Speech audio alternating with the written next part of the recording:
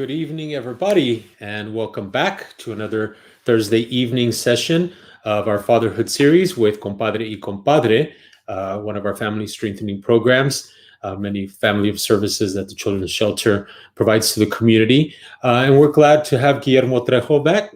Welcome back, Guillermo. Well, thank you. Well, good to be back. Ah, that's great. So we've been keeping really busy on our end. Just to mention a few things before we jump into our fatherhood series. For those of you who haven't been tuning in or didn't tune in, we have started our Harvey E. Nasium Hope Center. They're doing some Facebook Live sessions as well for the Mental Health Awareness Month. That is this month of May. And the month of May is also Foster Care Awareness Month, which we're also doing some during lunchtime, lunch with Leisha, who is our foster care recruiter. And she's doing a series all month long during our lunch hour at 12 noon. So tune in every Wednesday, and just check our Facebook page for the rest of our other Facebook Live sessions. We're glad to be here today again with our Compadre program. It's a very unique and wonderful program. Guillermo, do you want to tell us a little bit about, in a nutshell, about Compadre before we jump into the session? Oh, of course, I'd be happy to. Compadre is an all-man's group-based parenting program. It's on average about 13 sessions, 14 sessions. And what we do is we actually go through the process of what fatherhood is, all the way from conception to death, and how it evolves over time. Like your children, when they grow, the dad grows. But we go all the way and how the fatherhood process takes place and what to expect. So what we also do is we provide services for dads, whatever they need.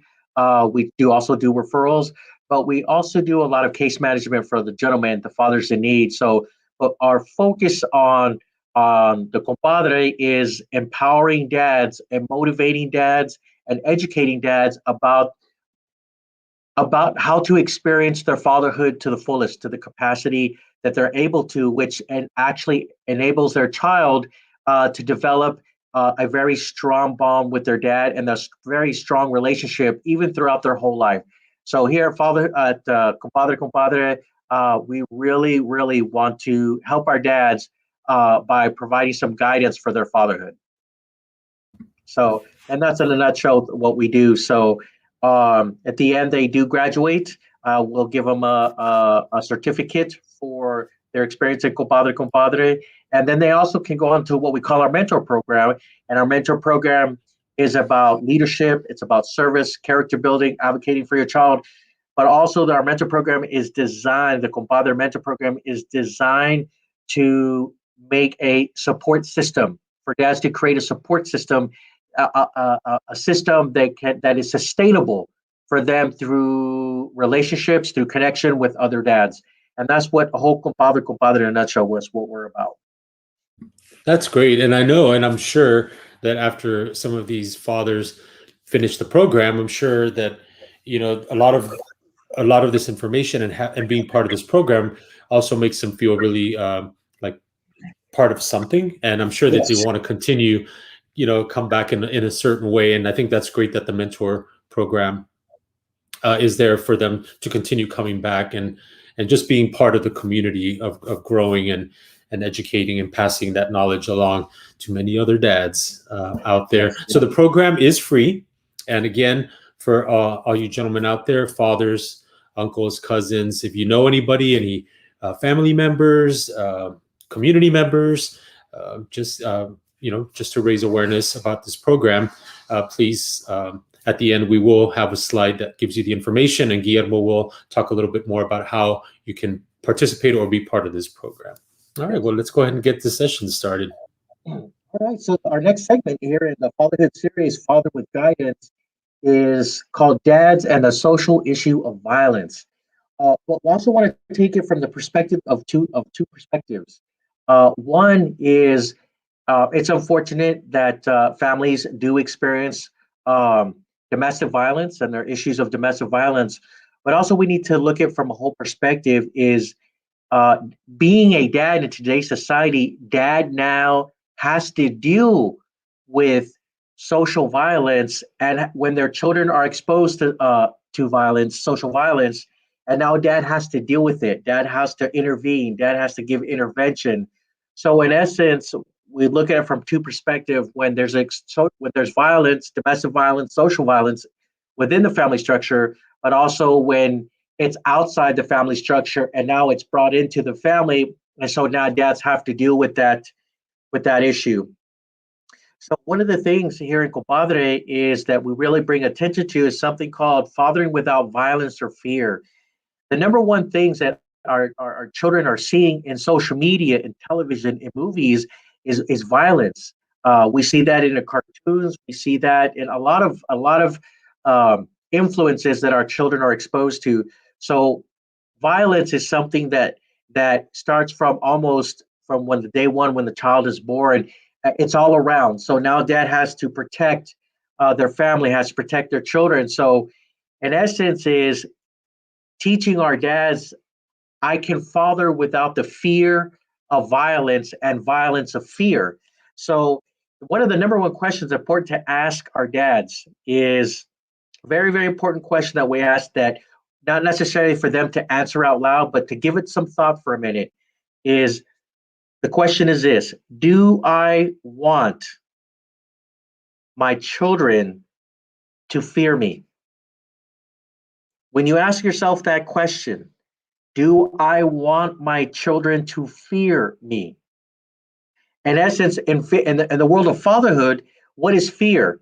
Fear is the belief that you are going to cause me pain and suffering. So, in essence, we asked the dad, think about this. Do I want my child to fear me by causing them pain, by causing them fear? Do I want the foundation of my relationship to be influenced by fear of violence?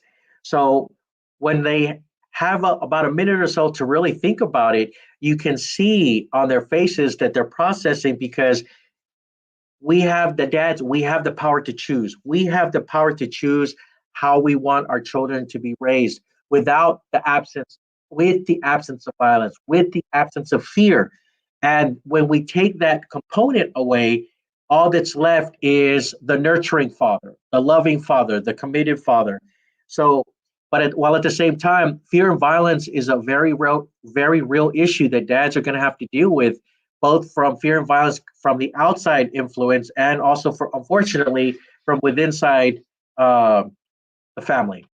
So, in order to understand violence and fear and how it becomes part of the family system, become part of his family, is something that we let him know about what is dad's intention, what is the intended goal, what is dad's actual intention when it comes to teaching their child, disciplining their child. Because remember, I think we talked about this. One of the other lessons that we had is the word discipline. Discipline is about teaching and is about leading the children, leading their family. So, what does it mean? When it comes to disciplining my child, what is the intention of the father, uh, of these fathers, and the practices of discipline? And what is the actual outcome? What does that mean? It means even though I have this intention, the end result is what is the actual outcome, the experience of my child that they experience, of my children, of my actual intention of discipline. Here's an example. In no particular order of reference is when I decide to hit my child, corporal punishment. So we ask, what is the actual intention when dad spanks, hits his child, whips his child? Through research, we've actually found out that dad's intention when they punish their child using corporal punishment is, first of all, dad wants to get their attention about the behavior. Dad wants to stop the undesired behavior. Dad wants to teach discipline and respect.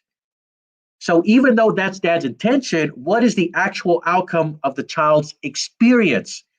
For one, first and foremost, yes, it does get the child's attention. But one thing they actually experience first is it hurts. It's painful when getting hit.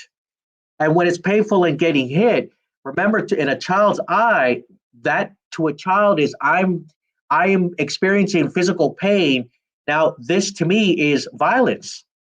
So when we hit our child, understand is even though we have our intention, the actual outcome is it damages their self-esteem, it teaches fear, and it teaches violence and power over, something that we'll be talking about in a little bit. So understand yes, I may hit my child and I may have my good intention, but the actual experience of my child is that it's not meeting what my intention is. Another experience is dad's intention is yelling. When dad yells, it has been scientifically proven through research. Dad's intention is one, is to get their attention. They want to communicate something of importance. That's why I'm putting emphasis on my voice, but it comes out as yelling. And I'm trying to teach the discipline and respect. So even though that is dad's actual intention, which has been proven that that's dad's intention, what is the actual outcome? First of all, the child's brain, it shuts down. So they don't hear your message.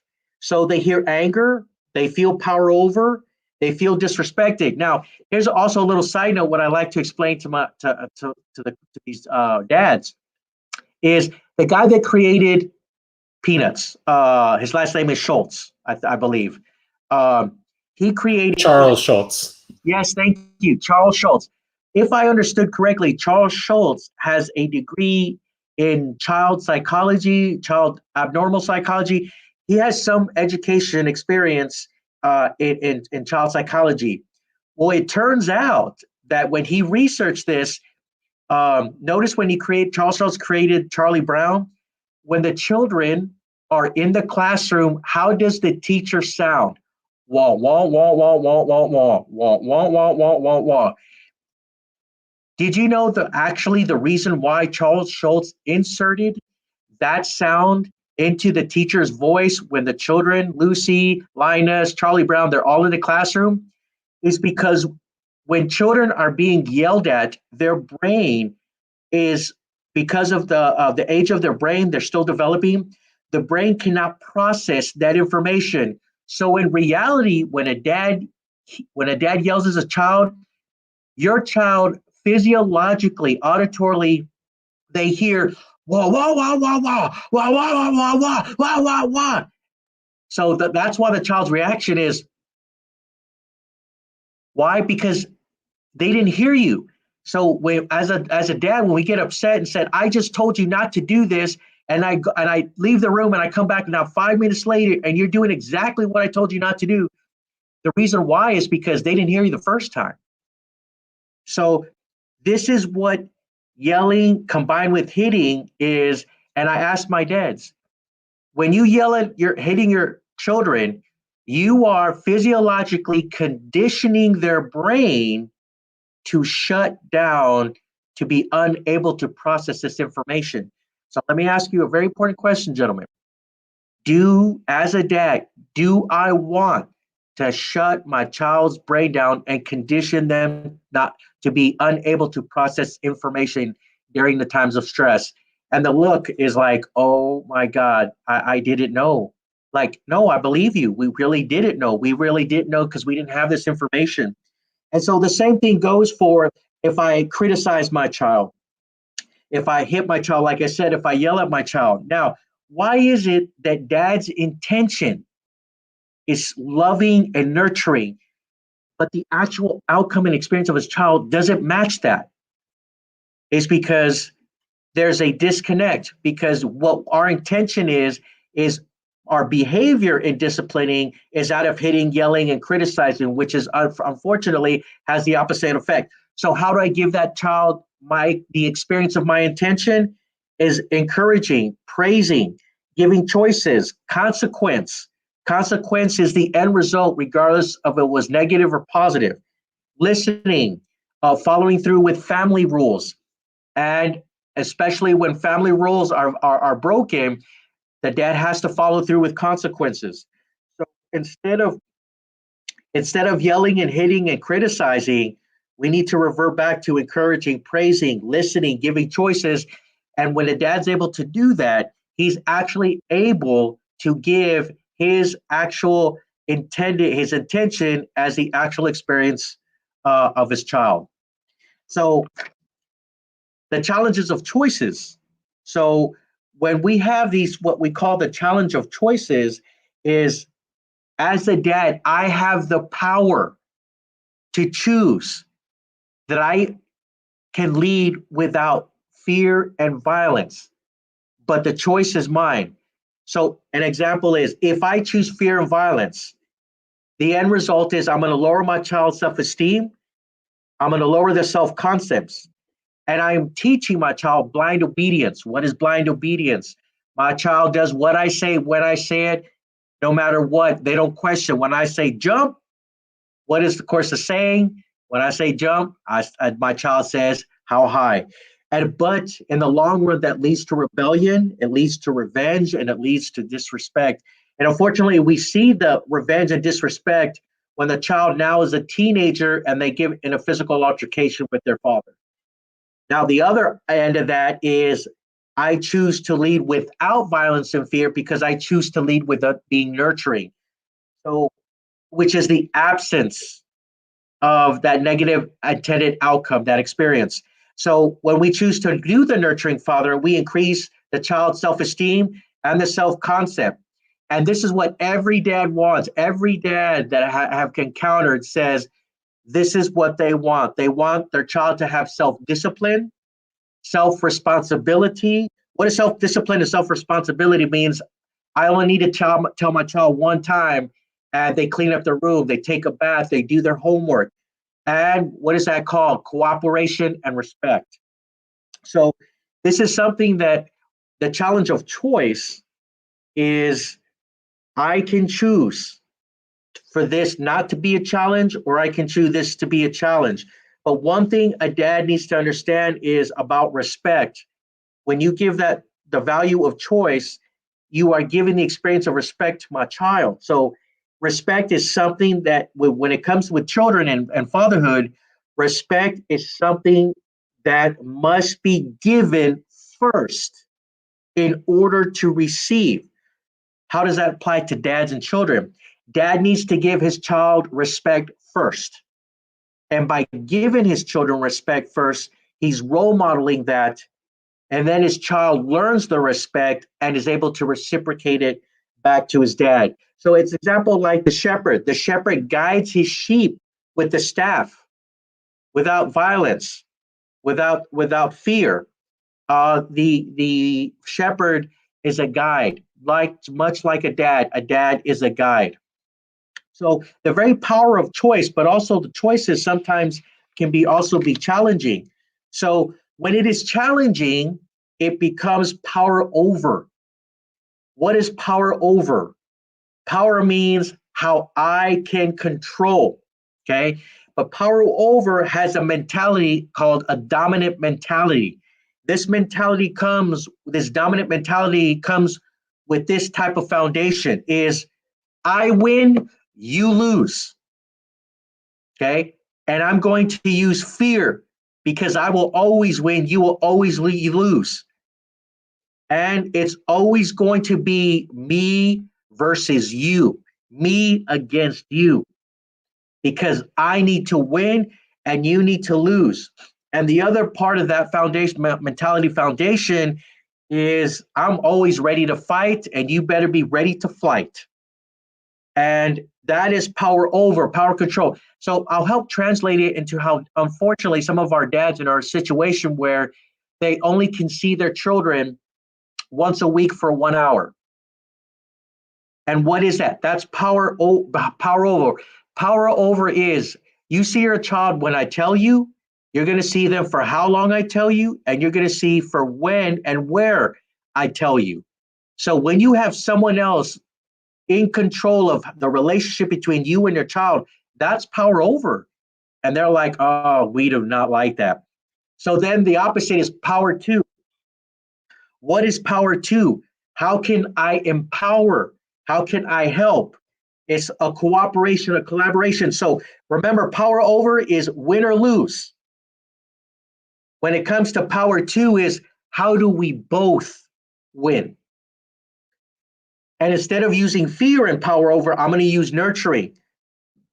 In power over, like I said, it's me versus you. But in power two, it's no me, it's no you, it's we, it's us. How can we do this? How can we resolve this? How can us come together? This is going to be us. Instead of flight or fight, how are we going to work this out? What happened? What do we need to change? How can we come to an understanding, coming to an agreement? That is power. That is power two.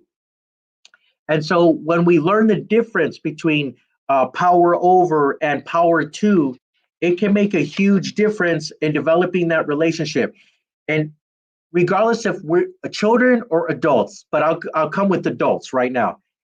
No adult, no adult likes that kind of power over them.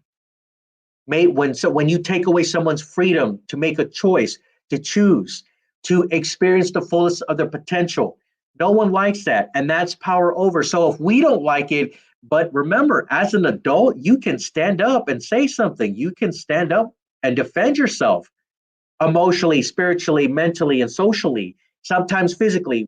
Um, so how do you think a child feels when a child cannot defend themselves, but they experience dominance, fear, me versus you, win or lose mentality?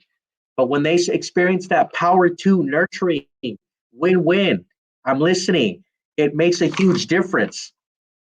And also, how does power over and power to affect a father's life, a man's life, a boyfriend's life? Okay. When when we have power over that little boy we once were, that's within us, we deny his existence, we control his ability to express himself, and we don't acknowledge his needs or asking for help. But when we give power to this little boy, being open to his needs, messages, we can give him an identity, and he's also able to ask for help. Power over, when it comes to the body, power over affects the body. It affects the health, because now we're blocking inflexibility. We're being out of touch with our body. We're not seeing the warning signs of our body. I'm feeling sick. This is not feeling right. But when we're in touch and we empower our body, now we're being in touch with the body's rhythm, the body's messages. What is my body telling me? How is my body responding? What are the warning signs? I'm now, because power two means I'm able to meet my own needs. I'm able to take care of my own needs. Okay. When children experience power over in general, it is control. They experience fear. They experience a distance between them and their father, them and their parent.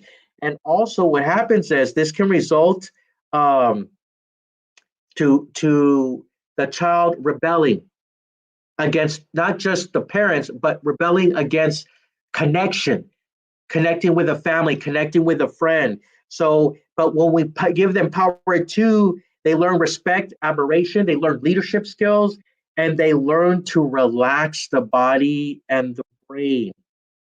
So, one thing that also that we talked about, power over shadows our ability and our natural talent of leadership, because now it's about control and dominance. It's my way or the highway, and low productivity as a result of control, of power over, low morale, the ability to wanting to take the initiative. And now it's using threat. Either you do this or you're fired. You do this or I'll write you up. So the ability to be a leader and to understand how to be an effective leader is dramatically diminished. But when we give power to leadership, to our employees, to our dads that work, they become visionaries. They believe and they buy into and they take ownership of the mission, the goal-driven collaboration, the teamwork, and they want to utilize their creativity, their talents. So as a result of power two, high productivity, high morale, high creativity, and the ability and the desire to take the initiative in where they're in their professional lives. So this affects our men's lives. This affects their fatherhood. So power over and power to and violence, using violence and fear, not only affects the relationship within the family system, but it also affects the dad as the man in his profession. So it creates that circle effect of that cycle, that negative cycle that just keeps going and going. So it's very important to understand. So what is what is violence and fear? I get that question a lot. We talk about fear, but I want to say what is violence, especially domestic violence. And this is something a powerful statement about domestic violence. In the world of fatherhood, domestic violence is nothing more than unprocessed grief, because this grief this grief that was sustained in their body, their mind, their relationships, their emotions. Unfortunately, these little boys who now grew up as men were never given permission to grieve the loss of a relationship and their experience of domestic violence. So, in the world of fatherhood, domestic violence is nothing more than unprocessed grief. And once we have a true understanding of that, we're able to have the power to break that cycle and make that choice of, you know what, I don't need violence and I don't need fear to father my children. So when we do that, the best thing is giving your child the best gift of all is a caring, loving, nurturing father. That's great. Thank you for that, Guillermo. That's really good. That insight is it's really great. And a lot of these things are, I'm sure that things that we give thought to in other, instances or experiences that we're having, but when it comes down to, like, the relationship of the father and the child, I mean, it's like that's at its most when we really need to, like, focus on distinguishing that way to connect with them, and then the way to communicate with them, and then show them how to process that communication. And like you mentioned earlier, you know you really made me think about the teacher, trying to talk, and all you hear is, like, just kind of like, you know be, Right. because yeah, that's really, really interesting. Thanks for that scenario. Appreciate that. So if anyone's interested in connecting with Compadre program and they want information regarding our fatherhood services, they can contact Daisy. Her email is dcgarcia at chshel.org. They can give her a call. Her number is 210-212-2559. And who is able to join our fatherhood services is any male in a father figure role. Like you said earlier, Mr. Ernesto, uncles, grandfathers, cousins, brothers, nephews, anyone, fathers, grandfathers, stepdads, anyone in a father figure role can benefit from our services, which everything that we provide for is free of service for our dads. And we're always starting classes. They can contact our Daisy. It just takes to set up an appointment to do what we call our intake packet, is to register just to get some demographics and everything and how we can best serve our dads, and we can get right into classes that are always starting. Great. Well, thank you again, Guillermo, for being here with us, and again sharing your knowledge and sharing this information to our community. Again, for those of you out there, Compadre y Compadre is one of our family strengthening programs, one of the many family of services that the Children's Shelter provides to our community. And again, this program is free. And as you can see, again, the information is on the screen. And for those of you who didn't get to see some of the items that were there before, we can go back, and those are always on our timeline. So you guys can actually go back and see some of the other sessions that were up there. Any last comments or last words, conclusion, Mr. Guillermo? I want to say thank you for the Children's Shelter for allowing us to do this.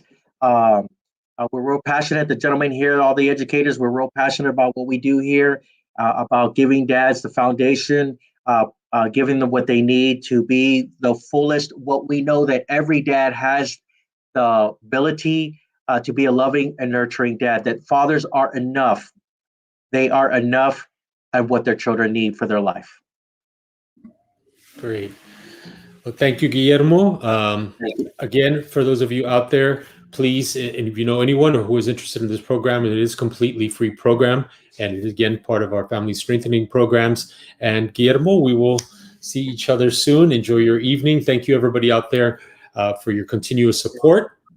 And we will continue providing our different services to the community in every which way we can. Again, stay tuned for our Harvey E. Nasium Hope Center Facebook Live sessions, which will be weekly throughout this month, and our foster care lunch with Leisha with our foster care recruiter at 12 o'clock noon for the rest of this month as well. Thank you guys again for all your support. We really appreciate you, and we will see you next time.